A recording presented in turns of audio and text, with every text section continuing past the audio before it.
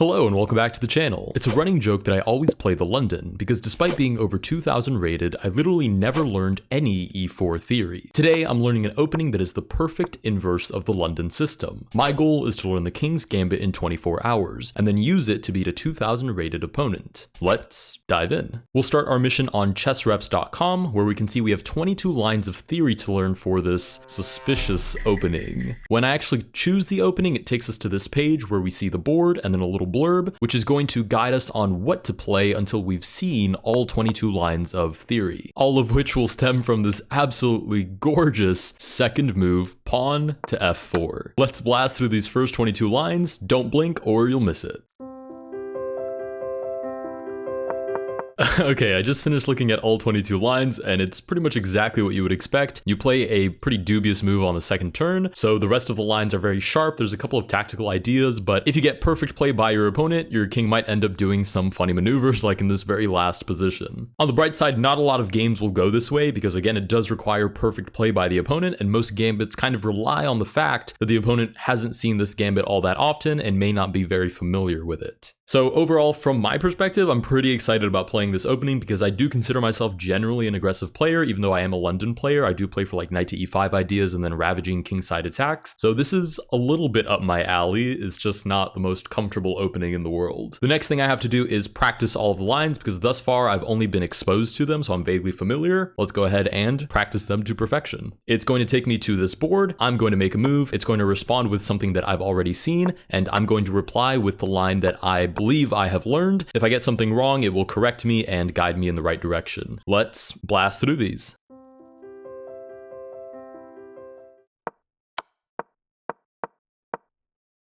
All right, with that, we finished practicing all of the lines. Honestly, felt pretty good. I felt like I remember the tactics more easily because this opening is not super based in very concrete ideas. It's based more on playing fast and loose and for tricky ideas. So the tactics were pretty easy to remember. The more precise moves were a little more difficult, but the blurbs were pretty helpful in clarifying those situations. Now, in theory, I could just go and play the game right now, but a lot of this information is very raw in my mind still. So I'm going to do some drills to really knead that information into my brain. I wonder what the high score is. Holy smokes. Okay, it is a meme opening, so it does make a lot of sense. The high score, well, I guess for some people it's a more serious opening, but some people would consider this a meme opening, so it makes sense that the all-time high score is 163, but the weekly high score is only 15. So I'm pretty confident that I can get myself up there. Oh, I've just noticed as well that the board is cropped out of the screen. I should probably do something about that. Look at that, the power of editing. Okay, now we have the whole board on the screen. I'm gonna see how high I can get my score, and this will build up my confidence for when I go and actually play a real game. Oh, I was so close. This specific line always gets me. I always want to play d4 to grab the center because that's a pretty thematic idea across this opening. But the precise move is knight to c3, defending the e4 pawn. Okay, I cannot settle for second place with 13 points. I have to try that again.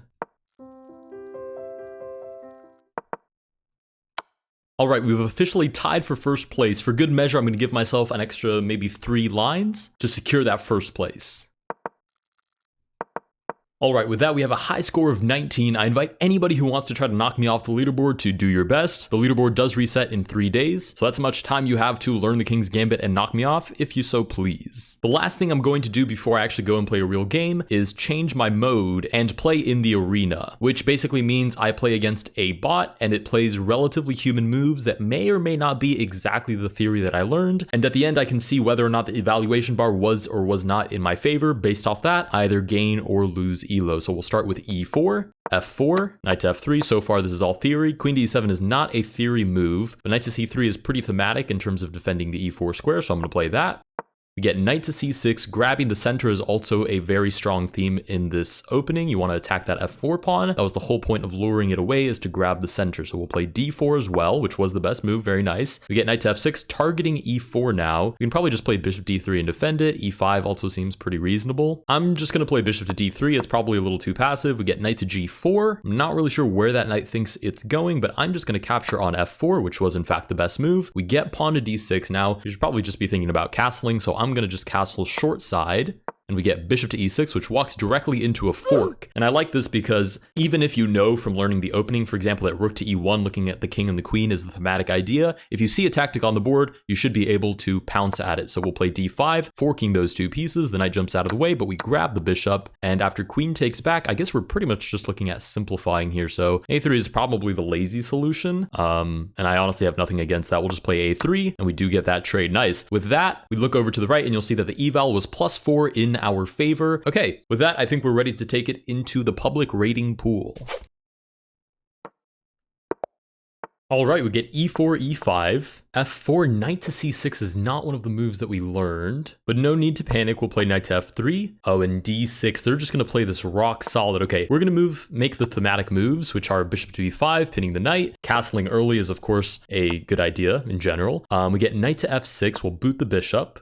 Go ahead and recapture with the queen, which is almost always the correct recapture. And again, even if we're not getting an exact line that we learned, a lot of these ideas crop up in many of the lines that we did learn. So we get bishop to e7, and I'm gonna be honest, I don't see why I shouldn't play f5. This attack just looks absolutely monstrous. I'm gonna trade off the bishop for the knight and then play d3. Now, naturally, black should go for the center, but they seem to disagree. So we'll actually fill in these gaps. Okay, now they go for c6. Maybe they'll follow up with d5 after all. Let's go g4, g5. Just go straight for the gullet on this one. g5, pushing right into the king side's position. We get knight to d7. Why should I not play f6? Somebody convince me. Takes.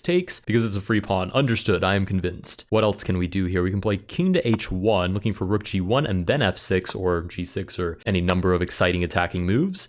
We'll go ahead and trade off to open up this semi-open file. Bishop to h6 is now a concrete threat. Looking at g7, but we get rook to f7 in response. I'm not huge on moving this bishop out of the way when there's no follow-up and just dropping b2, so I'm going to play rook to b1 first, even though it probably seems like a little bit of a waste of time. a5, I'm going to argue that can't possibly be fast enough, but that depends a lot on our ability to make something out of this attack. Let's start with bishop to g5. Being able to trade off any defending piece is probably a upside. We'll play a3, stop that in its tracks.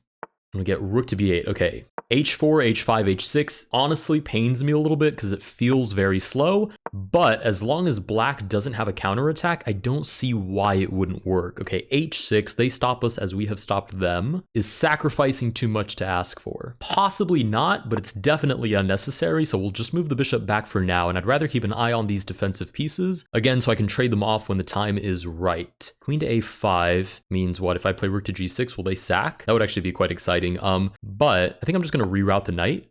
Oh, queen comes into the position. I probably should not have allowed that. We'll play rook to g2, trying to double up. There are some ideas of knight to f4 with the discovered attack on the queen, followed up with knight to g6. Okay, they're threatening our rook, so we'll go ahead and double up now. Queen kind of has to get out of the way as far as I can tell. Perhaps queen to d2, knight to f4 doesn't work because the queen can just take the knight. But it's a little bit scary. Okay, the queen does move out of the way. Rook to g6, more pressure on the position. We have 50 seconds left to take this attack home. Naturally, the idea here is just queen to g2, and I think we have to have some sort of sacrificing victory. Ooh, takes the pawn. Question is, can I prove that it was a poisoned pawn? And I think the answer is yes. Oh, beautiful sacrifice. Very much in the spirit of the King's Gambit. We did not get a precise line, but we did get to play a lot of the big ideas. And if this is not a King Gambit's checkmate, then I don't know what is. With that, we do win a game with the King's Gambit. Thank you so much to Chess Reps for sponsoring this video. Go check them out with my link in the description down below if you want to learn your own openings. If you guys did enjoy this video, please consider liking and subscribing, and I will see you guys in the next one.